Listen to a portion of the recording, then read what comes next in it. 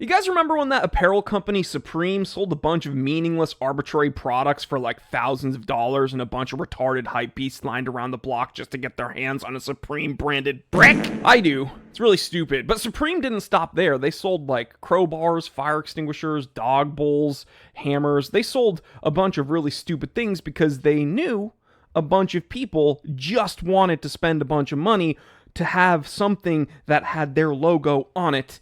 And Kith is another one of these companies that does like brand heavy collaborations.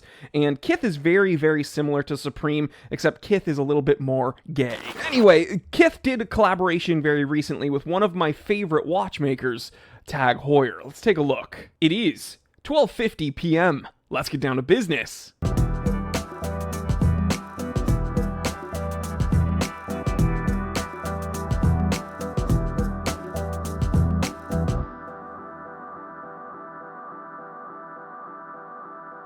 Real quick, guys, we are doing a huge promotion over at the Time Teller shop. Use the coupon code COFFEE and save yourself some money. All right, so we are here on the Tag Heuer website, and we can see that they've spent a lot of time with these kind of very nice, flashy media assets with a bunch of renders, and man, it looks so fun.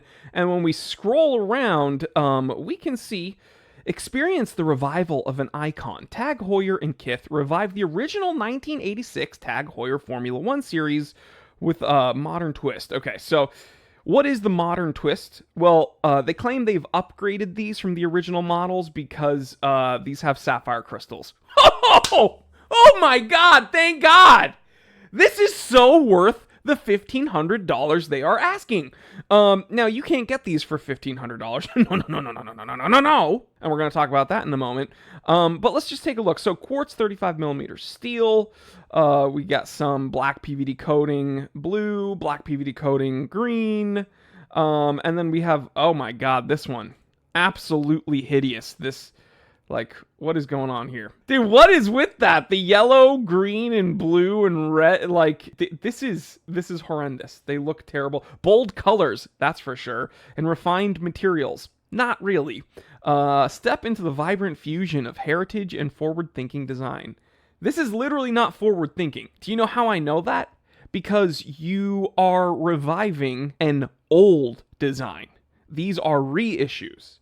So this is not forward-thinking design. This is actually backwards-thinking design, by definition.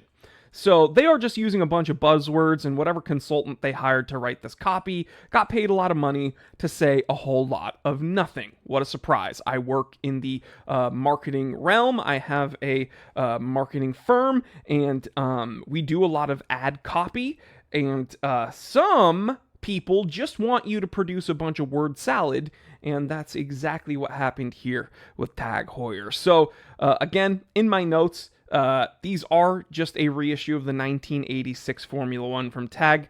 They've upgraded these minimally with sapphire crystals. They're 35mm stainless steel PVD coated junk with very low end quartz movements, and they are asking $1,500 a pop. Now, I mentioned you will not be able to get these for $1,500. In my opinion, these are just more expensive versions of what Swatch has been doing with their Moon Swatch and Blancpain releases.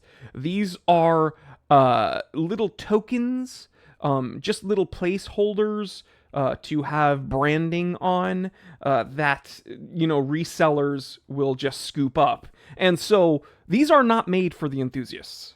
All right, these are not made for the enthusiasts at all. These are made to just print quick money. All right, Tag Heuer doesn't care if it's resellers buying their watches. They just want to move product fast. So they're like, oh, we're going to associate ourselves with a hype beast brand. The hype beasts will scoop them up. They'll throw them on eBay. And people that I guess actually want them won't be able to get them, but who cares? I don't see a problem with that, because I think anybody that would spend even retail on these is a dum-dum. Let's take a look at eBay. So we see some on eBay. People are asking $1,850, $1,875, $2,400, $2,150. Oh, you can get, oh my gosh, you can get the Tag Heuer collector's box. $20,000 this person's asking. That is stupid, and I don't think anyone will buy it, but who knows. Let's take a look at the sold items, because they are, people have sold them for, you know, some profit here. Some selling for over $2,000. Wow, 2,400. Someone sold May 16th. What idiot bought this for 2,400 bucks? I don't see it. I don't see it. Now, what is my opinion on all of this? Well, I've kind of given you a bunch of my opinions on this already, but what's very interesting and exciting to me is realizing that Tag Heuer has taken a page out of Swatch's book with these kind of cheap brand collaboration releases that are just there to move product and just like print money, just make something cheap and sell like that. That's, you know, every business wants to have a product like this. They can move fast, make money quick, bada bing, bada boom, in and out. Love In and Out, by the way. I might get In and Out burger later because I'm a fatty boomba. But I want to see what other watchmaker is going to do the same thing, because we see Swatch doing it. They've done the Moon Swatch Blancpain. Tag's doing it. Who's the next watchmaker to make a like cheap reissue of one of their watches? Now, this Tag Heuer is not cheap. Okay, this Tag Heuer is not cheap from a retail standpoint. I'm saying it's cheap as in it's garbage. So what watchmaker is going to do a garbage reissue of a product that they will move fast? Leave that in the comment section below, and I'm very interested to hear from you. So I will catch you on the next one. Stay happy, stay healthy, stay blessed. I'm Jory Goodman, the time teller, and always remember, I didn't invent time. I just tell it.